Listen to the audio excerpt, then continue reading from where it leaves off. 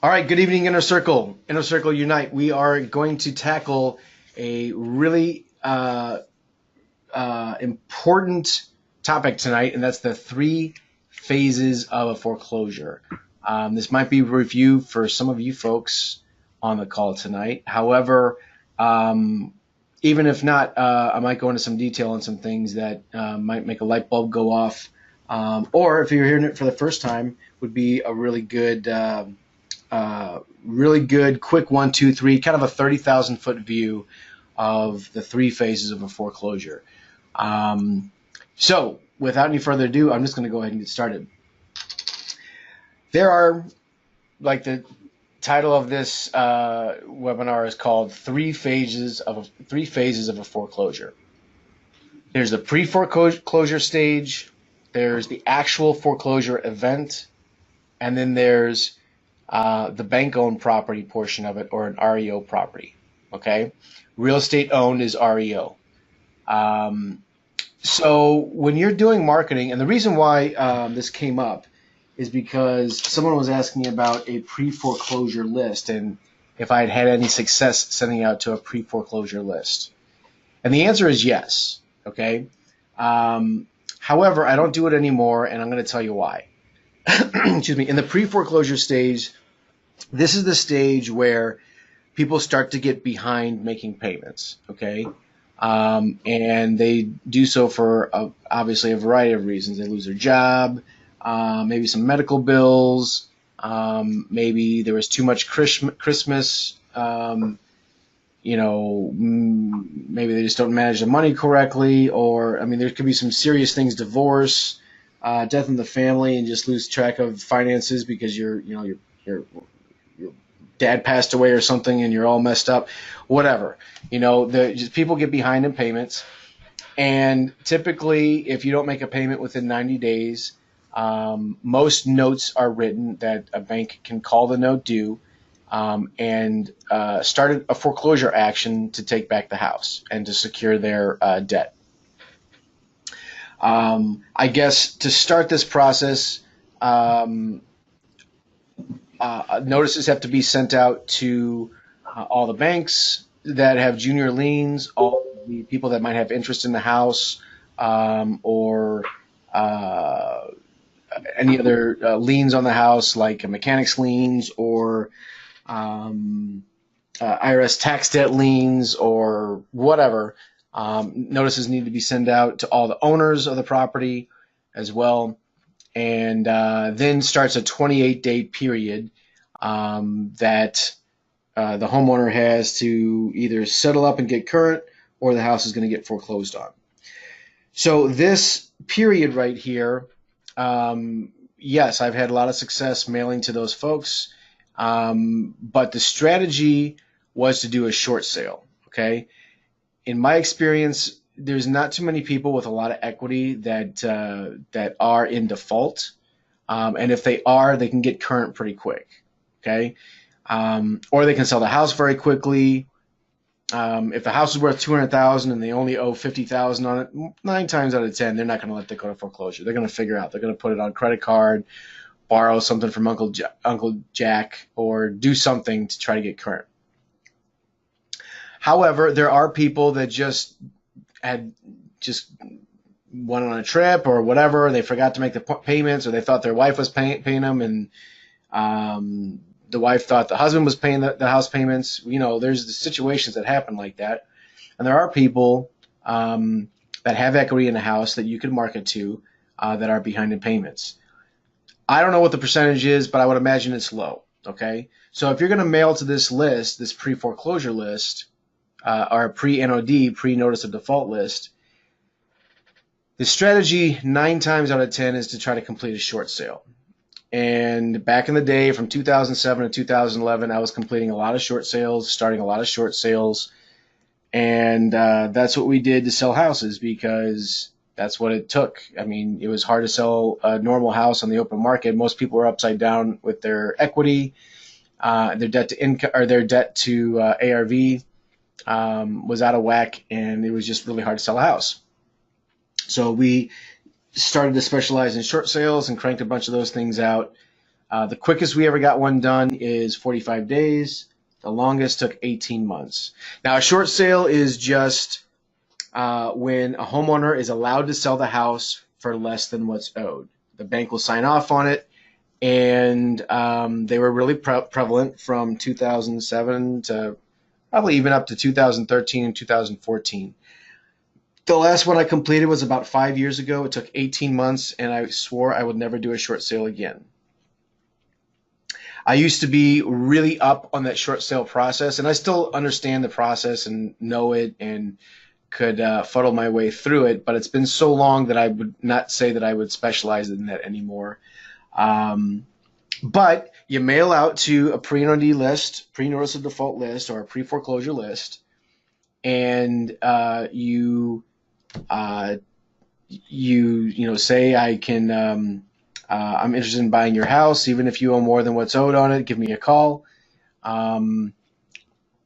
And they call you, and 9 times out of 10, it's a short sale situation, and you either have to do one of two things. You have to specialize in short sales and understand how to process a short sale, or you have to link arms with some guy or a company that processes short sales and understands how to do them, and they will process your short sale, usually for a fee of between $3,000 and $5,000. Now, I'm not a paperwork guy. Anyone that's hung around me for a long time knows that. To a fault, I'm not a paperwork guy. If it's more than 5 pages, I kind of get glossy-eyed and start daydreaming and stuff. I don't like paperwork. But the short sales are a lot of paperwork, and at the end of the day, at the heart of what a short sale is, guys, there has to be some sort of hardship that the bank needs to consider, like a divorce, like a death in the family, like a loss of a job, like illness or crushing medical bills or something. There has to be some sort of hardship, not just, hey, I don't want to make my house payment anymore. I want you to forgive $50,000 worth of debt so I can sell my house. It's probably not going to fly. There has to be some sort of hardship. And you know what? Honestly, most of the people that I dealt with had a legitimate hardship. They went through one of those things, and they were going through a real difficult time in their lives. And we came in and sold their house, had the bank write off their debt, and they were ecstatic because they got out from something that was really stressing them out.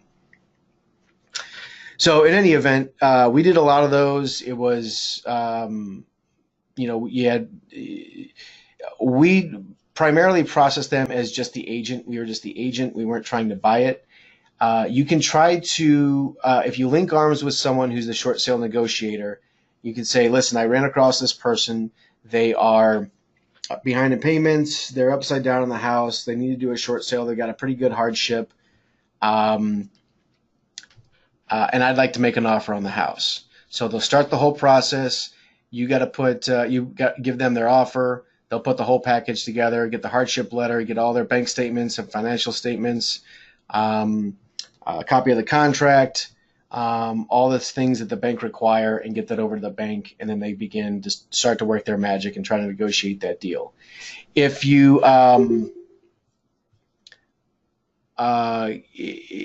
get the deal, then great. But a lot of times banks would probably rather foreclose, it seems nowadays, than do short sales.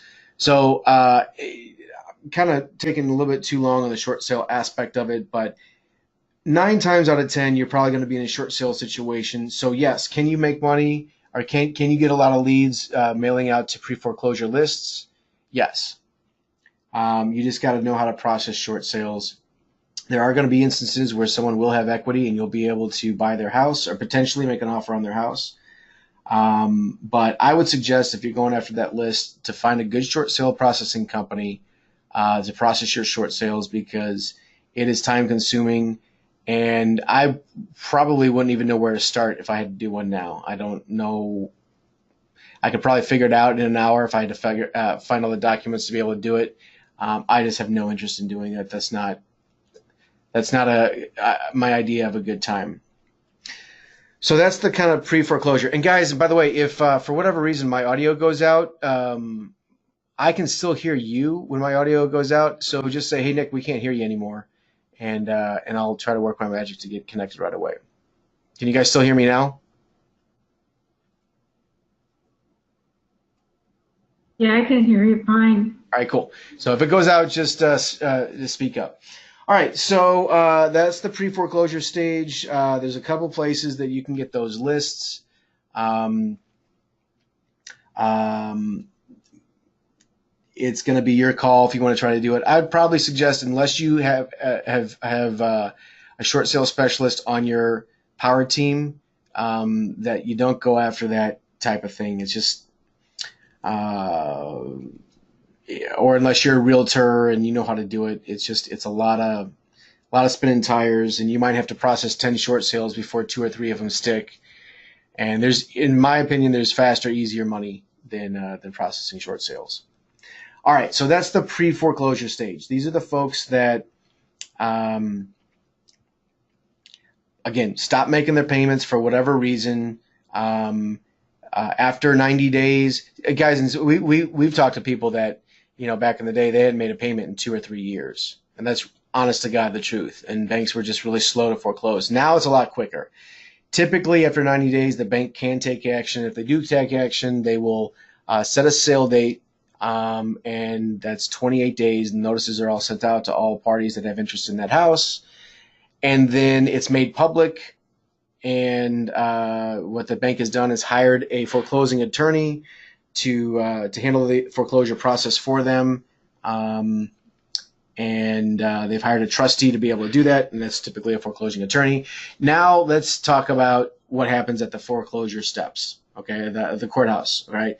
This is the Foreclosure Act. Everything we talked about up until now was the pre-foreclosure. The Foreclosure Act is when the bank actually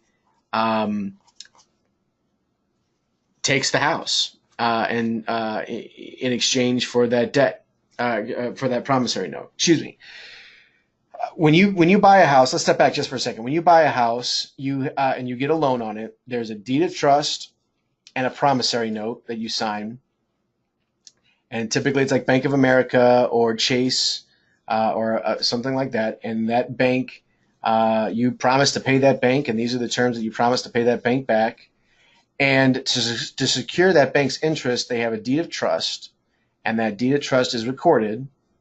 And that says that you can't sell this house without satisfying this deed of satisfying this note and get a release from this deed of trust. Okay, so when a foreclosing attorney forecloses on the property, they're saying we're going to take your house because you didn't pay us according to the promissory note, and we're in first position for this deed of trust. I'll explain positions here in a second, but we're in first position, so we're going to foreclose on this house, and we're going to buy it at the courthouse steps.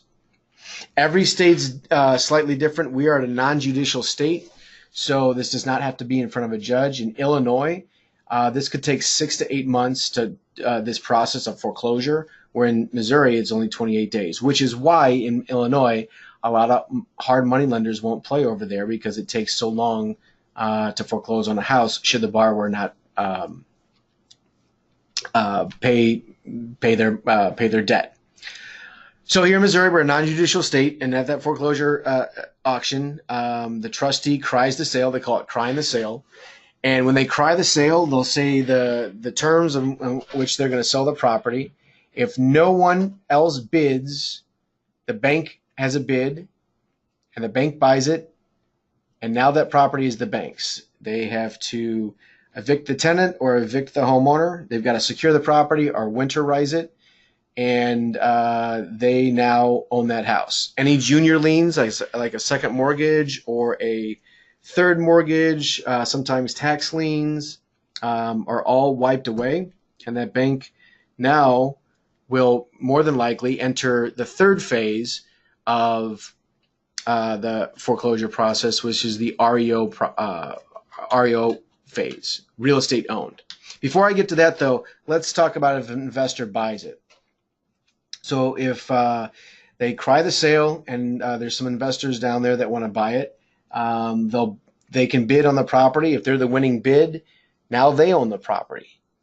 Okay, they own the property, and the deed of trust. They're going to get a trustee's deed, and they own the property. They have to contact the tenant and give them proper notice that they own the property by showing them a copy of the recorded trustee's deed. So if there's any tenants, work out the new lease with them, or if there's a homeowner, work to get them cash for keys to get out, or have to go through the eviction process. With that process right there, guys, you do not get title insurance. You rarely get to see inside of a house. You don't have, when the bank sells it, when the foreclosure process happens, that is your problem. Any problems with the property are now your problems. Okay. You have to know how to read and understand title work. And I can't stress this enough. You have to know how to read and understand title work. I'll explain why here in a second. You have to understand how to read and understand legal descriptions. You got to understand what's a junior lien, what liens fall off. You got to understand the entire process, how to look up if there's back taxes owed. MSD sewer liens will never fall off. They have to be paid. They follow the new owner. So if you bought a property and there's $10,000 in back sewer liens, you got to pay those $10,000 in back sewer liens. Okay. It's buyer beware. There's no disclosures given to you. You just have to have some big balls and go down and do this. Most times you need cash that day, and you need most trustees require 10% at the time of the sale, which means you got to bring a cashier's check. They will not accept cash. Actually, they might accept cash. I would certainly suggest not bringing cash, but they will not accept personal checks. It has to be a cashier's check made out to the trustee. So that's the actual foreclosure process. And I want to explain to you a really quick story on why it is absolutely imperative that you have to really understand this process before you do this. A gentleman contacted me about 3 weeks ago and said, "Hey, listen, I got this property I think you are interested in. I'm going to go ahead and turn around and sell it. I don't really have time to go after it right now." And I said, "Yeah, I was interested in that property. What do you want for it?" And he said, $200,000. I'm like, "Nah, I think I would have a buyer for you somewhere around 185. I think 200,000 is too much. There's no fun in the property. There's no profit in it. But thanks for checking with me." He goes, "Well, yeah, I can't take 185. I'll just go ahead and just do the work myself." He then said, "I've got another property I just picked up at foreclosure auction. I'd be willing to sell that one. I think it's worth about 400,000, and I would take two for it." I'm like, "Well, how much work does it need?" He goes, "Probably 50 to 60. I'm like, "Okay, now you're talking. Let's talk about that deal." And it smelled fishy. I don't know why, it just smelled fishy. He was the only guy down there at the auction that day.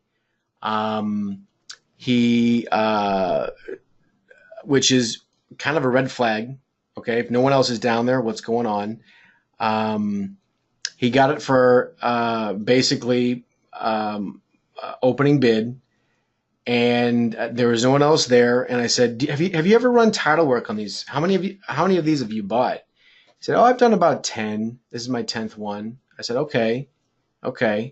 So have you ever run title work on any of these? Or do you ever look at title or check what's going on?" He goes, "No, it's never really been a problem."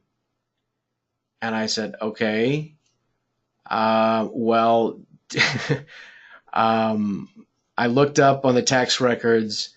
I'm pretty sure, and I haven't heard back from him, but I'm pretty sure he bought a second mortgage.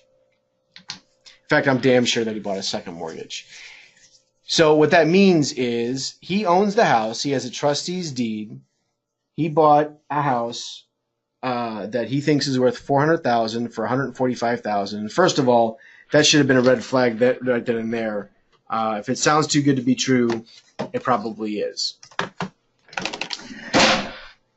It was a second mortgage that he bought, which means he does own the property, but he's got to pay off the first mortgage before he does anything to the property. He could own it and enjoy it and use it, but at some point, the first mortgage is going to say, hey, wait a minute, we haven't collected any mortgage payments in a while. We're going to go ahead and foreclose on this guy. And if they foreclose on him, he's out all of his $145,000 plus any money that he put into the property. And that probably will happen pretty quickly, because if you stop paying your second mortgage, you're probably not paying your first mortgage either. Okay? So this was a pretty big eye-opener for him. And the first mortgage payoff was about $233,000. So $145,000 plus $233,000 puts him at $378,000 on a house that he thinks worth $400,000 that still needs about $40,000 to $60,000 worth of renovations. The problem with this whole thing is I don't even think it's a $400,000 house. I think it's a $350,000 house. So he's faced with rehabbing this house, adjusting it out to the nines, paying off that first mortgage, in hopes to maybe lose $15,000 to $20,000, but it's probably going to be more like a $40,000 to $50,000 loss. So guys, you got to really know what you're doing. You got to understand how to read a title commitment. You got to understand what deeds of trust are, what junior liens are, what all that kind of stuff is. It's a pretty tough process, and if you know what you're doing, you can make some money. If you don't, you're going to lose pretty big. General rule of thumb, you're not stealing any properties on the courthouse steps. You're not stealing any properties really in general. You might steal one or two this year, but there's a lot of investors. There's a lot of competition. And if it sounds too good to be true, it might be untrue. That's the foreclosure auction. Okay. So we covered the pre-foreclosure stage, and now we're at the that foreclosure auction stage. And let's say that the bank takes it back. No, there was no, the opening bid was high enough that no investor wanted to pay that. And now that bank owns that asset. They have an asset manager in this third phase here, the REO stage. And that asset manager then will deal with the tenant or deal with the homeowner. They'll, once they're out, they'll winterize the property, secure the property, and they will then contract with an agent to get that property sold, which is why I have the MLS pull up here, because I want to talk to you how to some easy ways to find REO properties. If it's an FHA home, it's probably going to be at HUDHomestore.com, and I'll pull that up right here. HUDHomestore.com. FHA properties are typically going to be listed on HUD.gov or HUDHomestore.com. If it's not, and those will also be listed in the MLS as well. But just to quickly find them, you can go to HUDHomestore.com. You can put in bids. You can have your agent put in bids. If you're a homeowner, like you're going to live in the property, you get the first right of refusal, or basically first look at it. For the first 10 days, you can look at the property and bid at the property. They will not accept investor offers or non-owner occupant offers until after the 10th day. Okay. But if you're looking for your own home to live in, this might be a good way to do it. And this is where the FHA foreclosures are going to be housed. They can also be found in the MLS, but a real quick way to do that is to look on HUDHomestore.com. So then when they contract with an agent, the agent will then list the property, and they will try to sell that asset for the bank so they can finally get that off their books. There's a lot of agents that specialize in selling REO properties. A couple of the big ones in town are Kathy Golden, Mid-America Property Partners. Kathy Golden's with Golden Realty and Mid-America Property Partners. There was probably a few more. I can't think of the names off the top of my head. But you can set up a search, or have your agent set up a search that whenever this brokerage or this agent lists a property, it emails you, and there can be an REO property in the subject line, just listed REO property. That's a good thing to do. so that you can stay on top of what's going on with the foreclosures. Again, in the REO stage, which is real estate owned stage. Um, so you can look up by the brokers that do that, like put in Kathy Golden. Say anytime Kathy Golden lists a property, I want to know about it. Anytime Mid America Property Partners lists a property, I want to know about it. Anytime this agent lists a property, I want to know about it. And then you can also do a search in the MLS for REO properties. So an easy way to do that is, let's just say all the actives right now on the market. And let's do a pretty big, let's say a zip code, let's say 63116, 63129, 63128, and 63109. Let's say these are my zip codes that I want to buy properties in. There's 438 active properties, 435 active properties in these 4 zip codes. But I want to do just the REO properties. So I'm going to do addendum. Ooh, that's funny. Did I spell that right? I always go to Google for spelling. Addendum.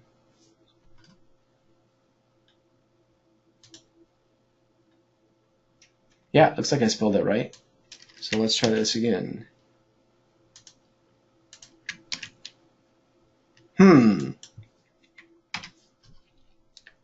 All right, let's go here.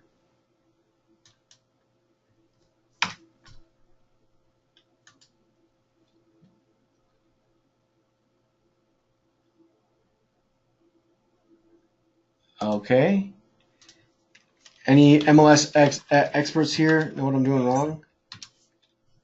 Hey, Nick, there's one way that I do it when I'm looking for REO properties. If you Yeah. scroll to the very bottom, you see where it says additional fields, add, remove on the very bottom. Click that, and there is an option to add ownership type. And when you click on ownership type, 2 of the options when it adds that field in are bank-owned properties and government-owned properties.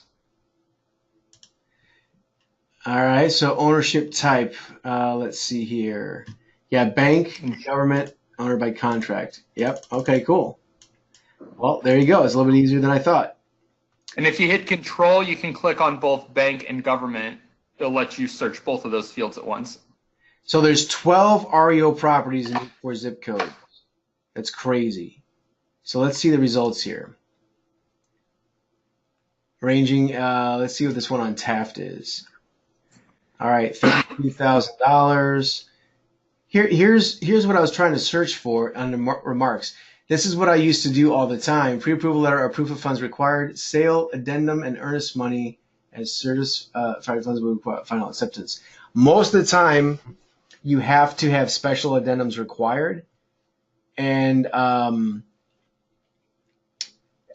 you would search for addendum in the marketing remarks, and they would pull up all the things because they require, like, basically when you write a contract, like if you were interested in this house, you could write a contract on this house, but the bank would counter back basically and say you have to sign our disclosure statements, these addendums to the sales contract that supersedes the contract and the terms of the contract. That's their CYA letter. Cover their ass. They don't know about load, mold, asbestos, lead-based paint. They don't know the condition of the property. You're buying it as is, where is. Seller makes no guarantees or warranties as to the condition of the property. They're not going to do any repairs, blah, blah, blah, blah, blah. I mean, and if you walk away, you're going to lose your earnest money. So that's what those special addendums are, and that's how I used to always do it. I must be searching it wrong, or anyway. But yeah, that's a good way to do it here. Bank or government owned. So now in these properties, there's 12, or in these zip codes, there's 12 properties that are for sale. And now these are REO properties. So you can set up a hop search that just bank owned or government properties will be, listed anytime one of those is listed, and you will be notified of it. Let's see if we have any gems here.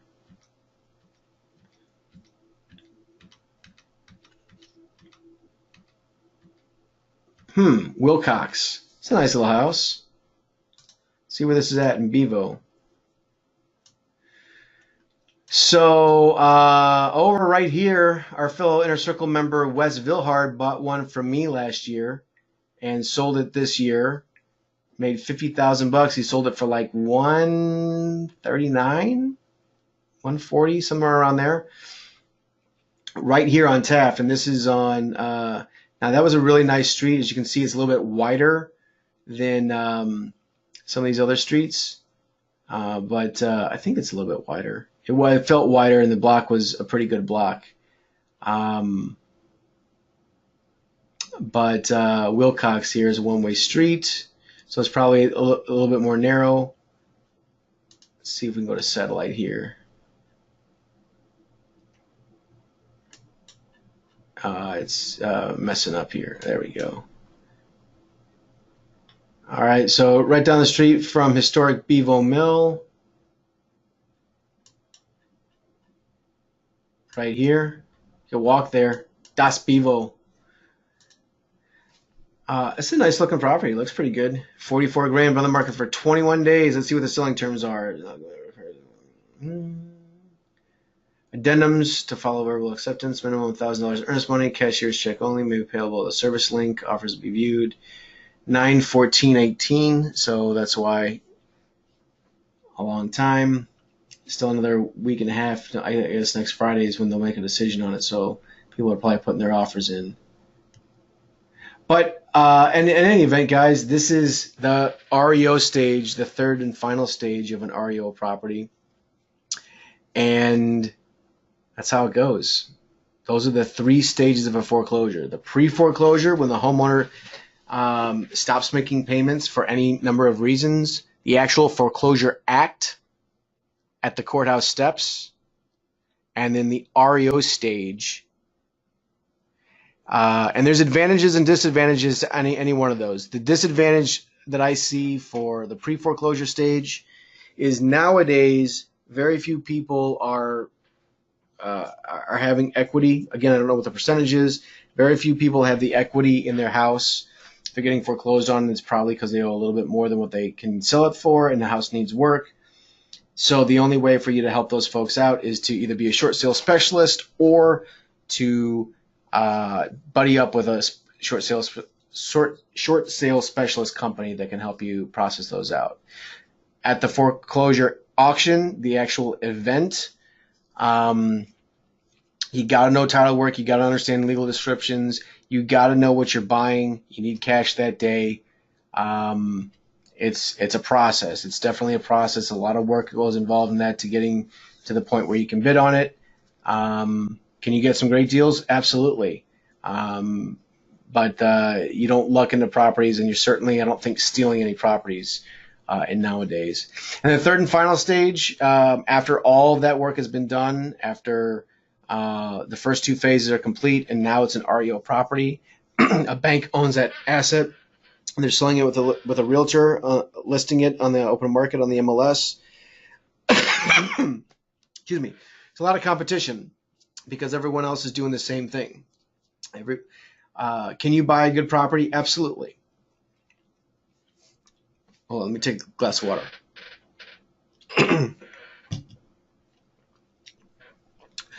And Brad, thanks for sharing that tip there, man. I appreciate it. But there's a lot of people looking here. If you're looking at a property, a lot of times they'll have at least a 10-day period. But this one here on Wilcox looks like it was listed 21 days ago, and on the 14th, which is still another 10 days away. So that's a 30-day period that they're not going to take any offers. That's crazy. Wow. Yeah, so this one is 30 days. So this has everyone can look at this property for 30 days, put their offer in, and then see if you're the winning bid. So a lot of people are probably bidding on that one. That's probably a pretty good price for that property. And there's at least a 10-day look, and on HUD Home Store there's at least a 10-day window, and anyone can make an offer if they're going to live in it. So if you're looking for a house to live in, that might be a good place to look and see if there's a deal out there on HUD Home Store. Again, those are FHA loans that are foreclosed on, and then HUD will manage the sale of that asset. So I covered a lot of stuff, and again, it was kind of a 30,000-foot view. There's any one of those. If you want to make that your focus, you can absolutely do well, make a business out of just doing any one of those. It just depends on what your sweet spot is, what you want to do, what your available time is, and how quickly, how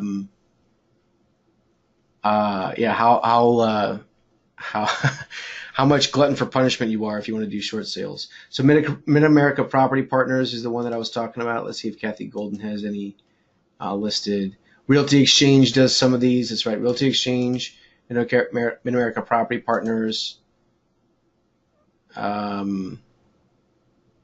Gateway Realty Solutions, Mark Fowler. Yep. Let's see Golden here.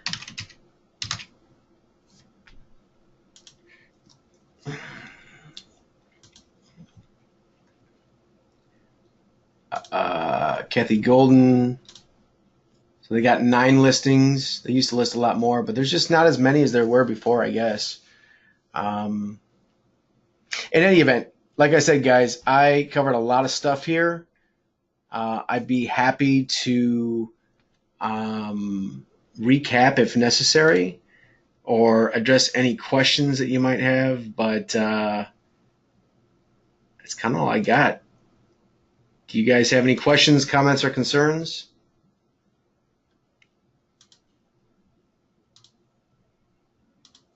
Is my mic still on? Here we go. She has 2 offices, that's why. So these are the ones in Missouri. She has an Illinois office and a Missouri office.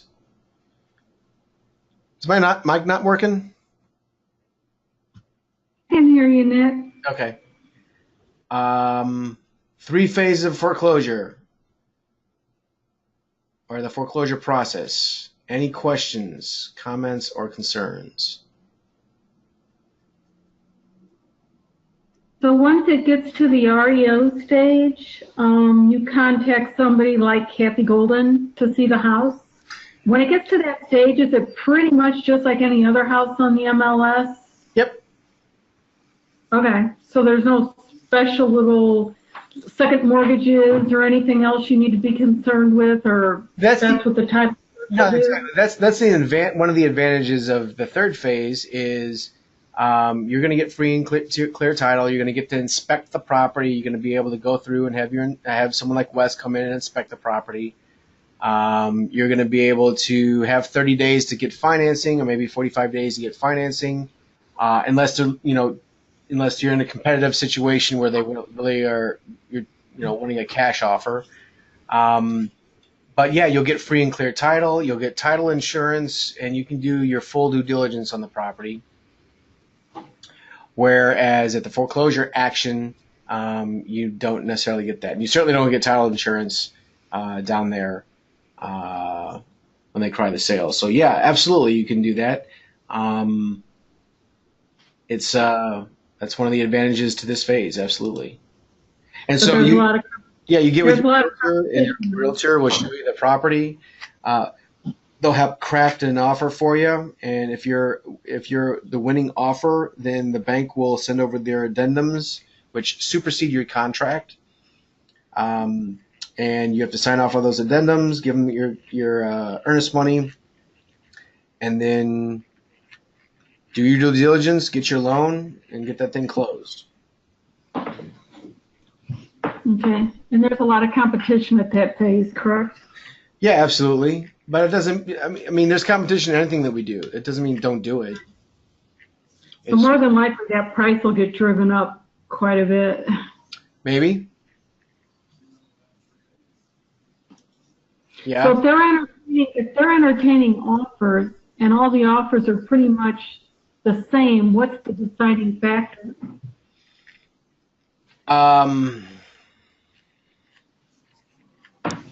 financing. Okay. With just the cleanest contract with the least amount of contingencies.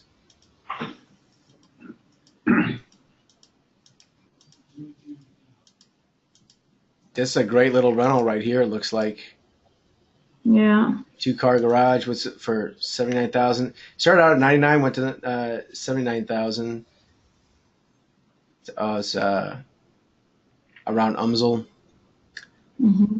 I mean, this is what I would call grandma clean. It's dated, but you could probably eat an egg off that floor because it's clean inside.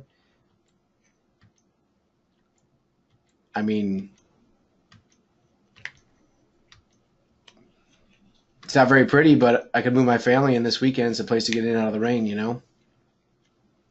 This is one right here, guys.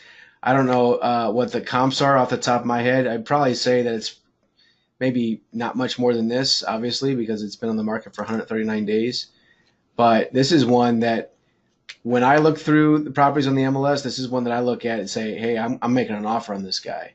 And it might be low, but who cares? It's been on the market for 139 days. There's obviously there's something wrong with it.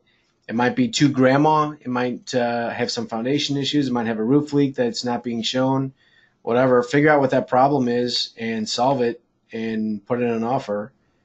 Might just be it's just listed too high. Maybe it's worth $100,000 if it was completely updated, but it needs $35,000 to get that updated.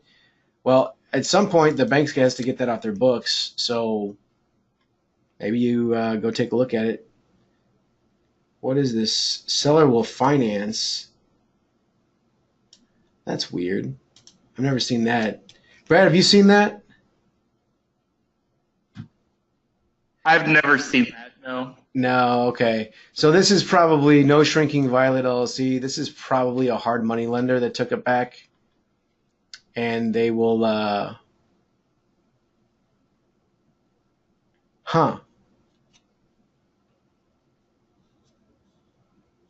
Well, that's weird.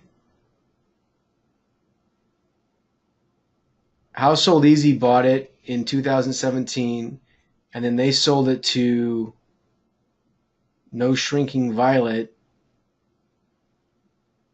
a month later.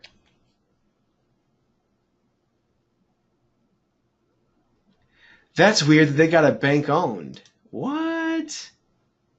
And they listed with Kathy Golden? I don't know about this one. I'm moving on. But let's see here. Waco Drive. Oh, wait. I was just on that one. Pickwick.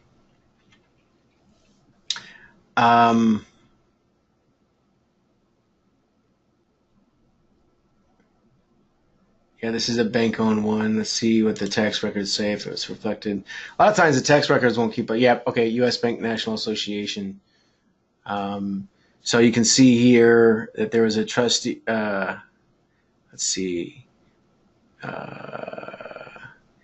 Okay, 2000 Bank of America refied it, and then 2005 there was a loan for $220,000 on a refi, and then that same day HUD took out a second, I guess it looks like. There was an appointment of substitute trustee last year. Looks like it was foreclosed on this date. And no one bought it. The bank took it. And it took, when was that date? 8/28/2017.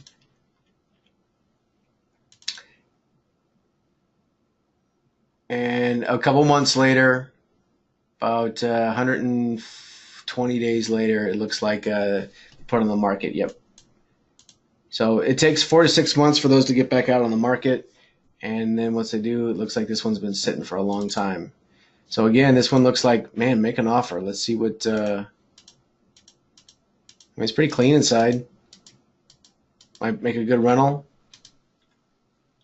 Where's this one located? 55 and 270 here. Looks like in Afton. They already come down 40. Maybe they come down another 40. Might be a good deal for somebody at 100,000. I don't know. All right. Well, I didn't really want to get into looking at deals and going through all that, but I did want to explain this, and I did want to have this on record and have it available for future reference for folks, because we've talked about it before in meetings, but I don't think we've ever talked about it on a webinar. And the 3 phases of foreclosure are that's what they are: pre-foreclosure, the actual foreclosure act, and then the REO process of it. Most of the time, we're probably going to be playing in the REO process. You probably want to link up with a realtor that knows how to bid on HUD Home Store and that understands this process and has done a lot of these, because they're a little bit different than a normal transaction, just because there's more paperwork involved. And you want to make sure that you can still get your inspections if possible, and have as many contingencies as you can, just in case you find something that's a little too much work for you. But that's it, guys. This is I guess I'm going to call it. This is our meeting for tonight. If you have any questions, comments, or concerns, please let me know. We're here to help. I do have an announcement that, boy, I want to let the cat out of the bag. I guess I'm going to. I have asked, and he has accepted, in principle. Rick Gibson is going to be a coach for SSIC Inner Circle now. Super excited for that. He's just a dynamite guy. We don't see him enough. He's out doing all his rentals and doing all his stuff and being Mr. Empire over in Illinois. But he's agreed to pay it forward and help be a coach and help the next generation of SSIC folks rise up. So I'm really excited to bring him on board here in the next month or so. Certainly in time for our next 3-day event. I'm ecstatic. He's going to be awesome. There is also another gentleman that I've asked and in theory has accepted. I'm not going to name that name yet. But I think that that would be him along with Craig and Rick would be a dynamite coaching staff. And myself too. I would say I'm not so shabby myself either, but I think we would have a really, really good, solid, really good core coaching staff with those additions. So I'll be making a formal announcement in an email once I work out the details with Rick, which shouldn't be too hard, but we just haven't had a chance to do that yet. So, all right, gang. Questions, comments, or concerns? Please let me know. We're here to help. We'll see you next Wednesday, and same time, same login. Nick signing off. As always, guys, we'll see you at the top or from the top. Talk to you soon. Thanks, Nick.